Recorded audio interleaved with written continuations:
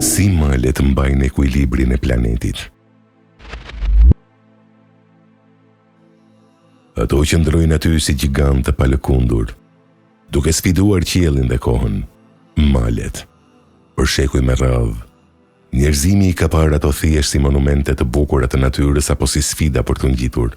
Por shkenca moderne gjeologjike po zbulon se malet janë shumë më tepër se aq. Ata janë fjalë për fjalë organet jetësore të tokës, pa të cilët jeta në planetin ton do të ishte pamundur. Si arrin malet të mbajnë ekuilibrin e të gjithë ekosistemit?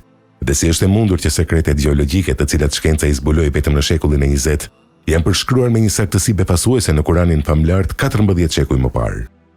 Nga pikpamja e ekosistemit, malet janë kullat e ujit të planetit ton. Mbi 60 deri në 80% e ujit të ëmbël të botës vjen direkt nga pellgjet malore. Ata kapin masat e lagështa të ajrit, i detyrojnë ato të ngrihen lart, të ftohen dhe të kthehen në shi ose dëbor, duke furnizuar lumenjtë më të mëdhenj të botës. Malet mbajnë ekuilibrin e klimës dhe janë shtëpia e gjysmës së zonave kryesore të biodiversitetit në botë. Por roli i tyre më kritik fshihet nën sipërfaqen e tokës. Korja e jashtme e planetit ton është ndarë në pllaka tektonike që lëvizin vazhdimisht. Nëse këto pllaka nuk do të kishin një mekanizëm stabilizues, lëkundjet e vazhdueshme do ta bënin sipërfaqen e tokës të paqëndrueshme për jetën. Këtu hyn në lojë malet. Në vitet 1960, me zhvillimin e teorisë së tektonikës së pllakave, gjeologët zbuluan diçka tronditse. Malet nuk janë thjesht grumbullim me gurësh mbi sipërfaqe.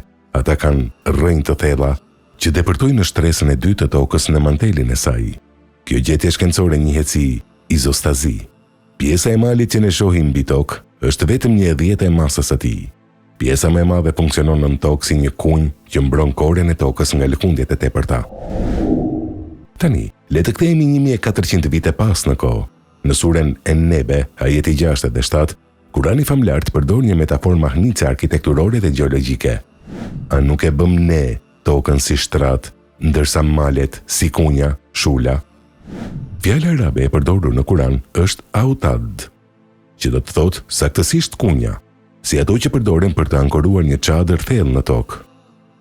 Më tej akoma, në surën Nahl, ajeti 15, Allahu i lartësuar sqaron funksionin eksaktësisht stabilizues të tyre. Dhe ai hodhi në tokë malet të palëkundura, që ajo të mos lëkundet me ju. Gjeologët modern konfirmojnë se malet funksionojnë pikërisht si stabilizues të korës së tokës, duke reduktuar dridhjet intensive të pllakave tektonike. Si mund të dinte një njeri në shkretë të tirë se malet kishin rrënjë nëntoksore dhe se ato parandalonin lëkundjen e tokës?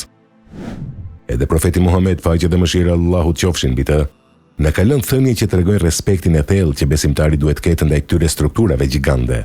Ai shpesh i shikonte malet si simbole të palëkundshmërisë dhe besnikërisë. Në një hadith të saktë regjistruar te Buhariu, kur kthehej nga një udhtim dhe pa malin Uhud në Medinë, ai tha me dashuri: "Ky është një mal që na do dhe ne e duam atë." Për profetin alayhis salam, malet nuk ishin thjesht gur pa shpirt. Ata ishin pjesë e ushtrisë së krijesave të Allahut që kryenin detyrën e tyre në heshtje. Në ditët e sotme, shkencëtarët e mjedisit po japin alarmin. Ndryshimet klimatike, shkatrimi pyjeve malore dhe minimi pa kriteri maleve po prishin ekuilibrin e ujit dhe të klimës në mbar globin.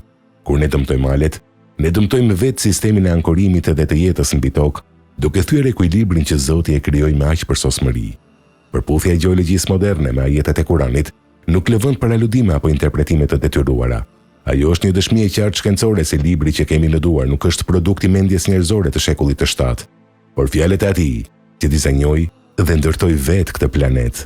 Malet do të vazhdojnë të mbajnë ekuilibrin e tokës, duke qëndruar si dëshmitar të heshtur të fuqisë dhe dijes hynore. Dhe malet, ai përforcoi ato si një dhunti, mirësi për ju dhe për kafshët tuaja. Surja Naziat 32-33.